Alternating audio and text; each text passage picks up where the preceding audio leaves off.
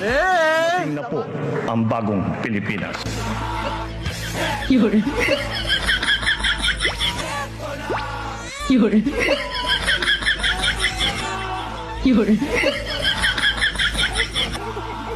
Yun.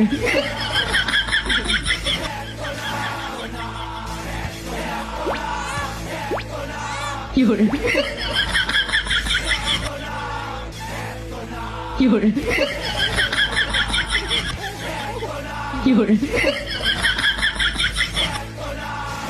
Yun.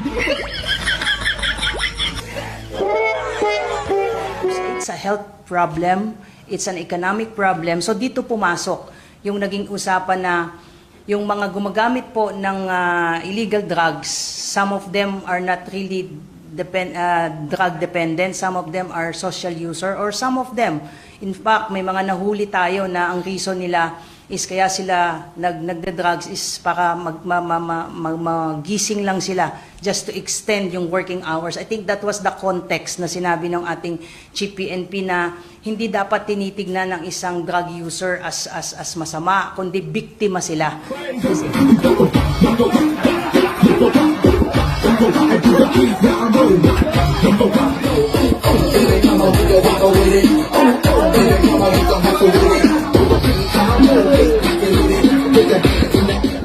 Sir, sa dami-dami ng bumaril doon, sir. Hindi ko na alam kung sinong unang kumalabit na hapon doon. Hapon? Oh, sir. Kastila ang bumaril doon, hindi Hapon. Ay, alam mo pala, sir. Ba't mo ko tinatanong?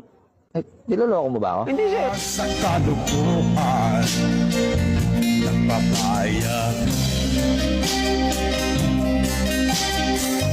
Lagi kang naglalasing, magulang mo'y di pinapansin.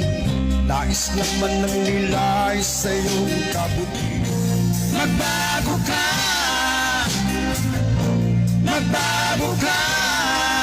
Ikaw man lang nag-isip, ikaw man lang nagsikap.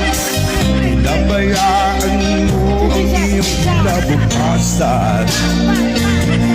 Pagkaganyan, di naman sila nagkulang. Ibinigay ang iyong kailangan. Na nandiyan ka sa kulungan? Wala po. Hinihintay lang na makalaya. Nag-iisip ng mga menu na iluluto pag nakalaya na. Ano yung maintenance na iniinom mo para saan? Ulansapin po, pampakalma kasi isip na ako ng isip. Kasi po ako'y tinatawag na genius sa school. Sinasabi ko sa attorney ko, wala po akong sakit. Healthy po ako sa pag-iisip. Kasi in-examine po ako sa psychiatrist kasi may utak talaga ako yung tinatawag akong henyo sa school kasi nakakapag-talking kaagad ako, pag may tanong sa akin, nakasasagot ko kaagad. Kaya napapansin ng tatay ko, kinakausap ko yung sarili ko kasi desisyon ko yun sa sarili ko para umasinso sa buhay. Si Eduardo Ramos Tagoy Jr. Pila edad? 41. Gano'n na ka diri? Na ako diri kay tungod kay nakapatay ko mga inosente din tao tungod ang Kinsa? Munyit na akong igsuon nga ako gihimo kong asawa. Pero anak dahil sa akong inahan. Pila ka buki mong napatay? Upat abi na ko awsa panuway gyud tinuod. Ngano Pero imong itong gipatay? Sa mga drug syndicate na hindi tumitigil sa kanilang anak. Hindi ako nakikipag...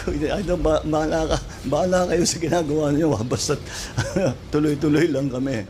Ang inyong mga ngiti, makita, maya ang mga